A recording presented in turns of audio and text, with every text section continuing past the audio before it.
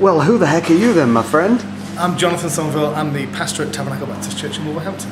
And Jonathan, just to say, Jonathan has been my guardian angel since arriving in Wolverhampton the Wonderful, I'm going to call it now. Not Alabama the Beautiful, Wolverhampton the Wonderful. Well, that's very kind. It's super, mate. Thank you so much. You. No, it's been a fun morning so far. Is the church relevant to the 21st century, mate? And if not, how could we make it so? Oh, I think some churches are, and some churches are struggling. I think throughout every generation, the church has to ask itself a set of questions about who are the people that we're trying to reach and how do we reach them.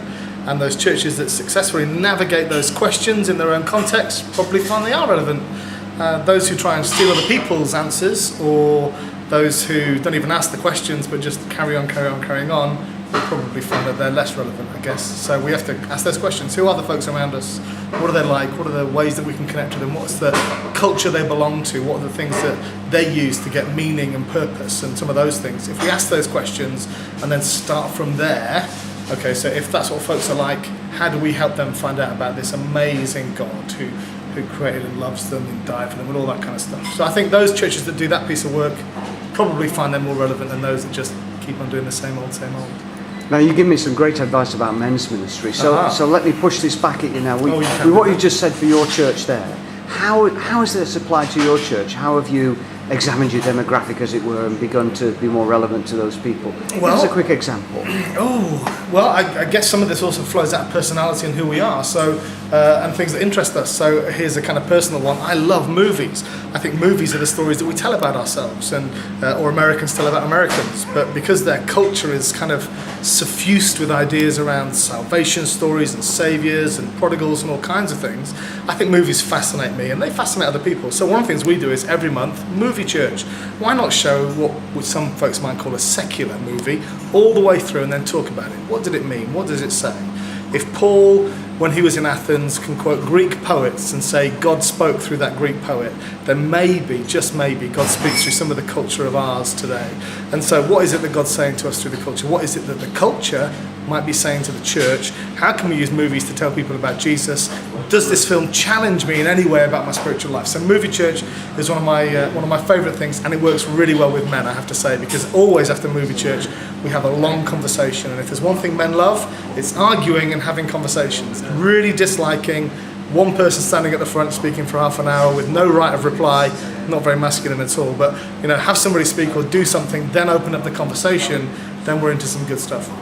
For us where we are, it can be really simple things. It's no-brainer. We're in a church that's located in a place that's very diverse ethnically, with lots and lots of young families. So having a really good ministry to carers and their tots that welcomes a massive diversity and works hard at keeping that diversity, that's one of the ways in which we kind of try and be relevant where we are. So I guess there'd be two examples from different ends of the spectrum. Something for kids, something for grown-ups, and in the middle, well, I guess we look at our worship style, we look at the way that we speak, we look at the stuff that we do, and we just ask ourselves the question, if it's in any way connecting with where folks might be that we're trying to reach. Okay, a controversial suggestion for you here. Try me.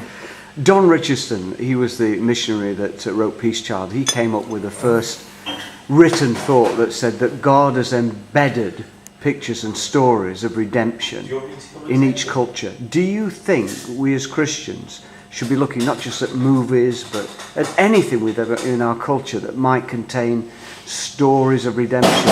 And would I suggest that it's worthy of considering that God has given us those as a hook? Well, you could suggest it. I think you're foolish if you don't find them and use them.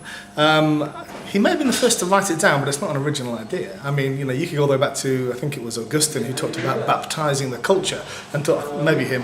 If I'm wrong, then somebody will reply to this post and tell me I'm wrong. But this idea that you find things in the culture that might be a useful hook to speak about something that's about faith, and use it. And I think that's got to be the wisdom, hasn't it? If the stories I use, the illustrations I use, the reference points are not based in the wider culture, but are completely disconnected from it, then how can I expect people to enter into the world that I'm inviting them into? I'm not giving them a way in. So surely it's the missionary endeavour. It's what every church has to do. Find out where people are at and find out how on earth you speak the gospel to those people. So I think God does place things in societies. And as he found out with the whole Peace Child stuff, there was this amazing story in the middle of that culture. Who put it there? Well, God probably did. I think The only kind of qualification we need to put on it is we always have to find a way of leading people from that to Jesus. And those stories that might exist in our culture or that we might try and appropriate for ourselves can't in and of themselves be sufficient. We would then need to take them from that place to an understanding of who Jesus is. But then I'd want to make sure that it was a really big understanding of who Jesus is. I think we kill Jesus all the time, make him smaller. We reduce stuff to, I heard one person recently saying, they reduced Jesus' life in the Nicene Creed 33 years to a comma. He was born under the Virgin Mary, comma, suffered and died under Pontius Pilate. What do we do with that? Our evangelical statements of faith. I'm an evangelical, I believe that, but I think we keep putting full stops at the end of these sentences as though that's it and that's the final definitive statement, instead of a comma, because there might be a whole bunch of other stuff there. So we lead on to Jesus, but we probably need a much wider vision of who Jesus is and what his ministry is about in the world today. Okay, the Bible. Yeah. How can we make the Bible more relevant? We know it's relevant, but how can we convince people that aren't Christians that here is probably the most relevant book on the planet?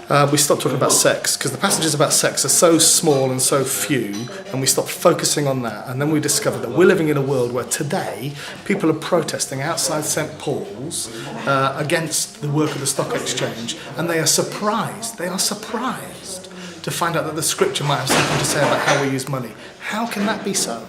Everybody knows what we think about sex, but there's so little about it. The scriptures are full about how we treat the marginalised and those who haven't got money, and how we take care of the widow and the orphan and all of those things. We never talk about those things. We're never public about those things. I think we need to take a really long, hard look. What are the passages of scripture that we're focusing on and we're being known for speaking out on? And I think that's where we start. Why is it that Christians have got something to say about the global financial crisis? Because of the Bible. Not because we've dreamt it up or because we've drawn a conclusion, Jesus was a nice guy, so he must care, but because scriptures tell us about ripping off the poor and the judgment of God that comes on that. If the church was standing up in St. Paul's courtyard saying, we agree with you because the scriptures say God is opposed to those who abuse the poor, well, then maybe folks will find out that the Bible's relevant. But as long as we're banging on about... Are you suggesting we actually get involved in politics and in the world and the marketplace with the Bible? I think much greater minds than mine have spoken to this. Archbishop Desmond Tutu once said, when challenged that the Christians should have nothing to do with politics, said, I wonder which Bible they're reading. I think I'm with him 100%. So I think we need to focus on what are the scriptures we look at, what is it we're preaching, what is it we're teaching, and when we speak publicly, what are these discussions we're having? I would love for us to fall out about just how passionate we should be in caring for the poor, not about who wants to put their bits where. Listen, what about preaching then? Come on, is preaching dead? Should we do it differently? I thought it was dead. For a long time I thought preaching's over, it's dead. The days when you just rolled up in a city and preached are gone and past. And you know what? I find out that God still uses the foolishness of preachers. I love preaching. I can preach for a very long time. You can probably guess this. But no, I don't think preaching's dead. But I do think we need to take a look at how we do it. And I think wherever we can, and I don't do this often enough, so I'm preaching to myself, we need to give that right of reply, and we need to find a way of leading that into conversation. I mean, one of the small ways we do that is that our house groups that meet in the middle of the week, they have a conversation about what's been preached on a Sunday, so that becomes part of a conversation. And it's probably helpful that I'm not there, so they can disagree with me. Fantastic. But I do think preaching's there. But we have to be really careful how we do it. The idea of standing up for 30 minutes and reading your notes is a killer. So I long to see preaching as good as it can be. A really talented preacher doesn't need anything other than the message they've got to hold people's attention and inspiration for a good chunk of time. And perhaps some of us need to move away from some of the gimmicky stuff, although it's really important to give people visuals and other ways of entering and really concentrate on what is it we're actually preaching, and are we preaching that in such a way that folks can grasp it, move on with it, be taken on a journey, not just rehashing the stuff that they've always known. What is it Jesus says? That the wise storekeeper pulls out of their treasure house treasure new and old, and we need to find out, what has the church always said about this, or what is it we can say about this tonight? Last question, Jonathan. Go on then. What do you reckon is the biggest problem with broken Britain? Well, I'm not sure it's broken, so I think probably the worst thing about broken Britain is the idea of broken Britain. And I think, for every story that we get on the press of something terrible happening, there are 50 stories of something positive that never get covered. And so, yeah, our society is challenging and it's changing, but I don't think it's broken. But I do think churches, which my great friend quoted one of my inspirations, the church, the local church, is the hope of the world. It's God's first plan. Plant church, that's his first plan. I do think, that churches have a role to play in rebuilding and reinvigorating and renewing society. Maybe we've opted out of that for a little while because we've said other people can get on and do some of those things. But I actually don't think Britain's broken. I really don't. But I do think it needs a bit of tender love and care. Jonathan, thank you so much for this interview. God bless you, mate. Bless you. Thank you.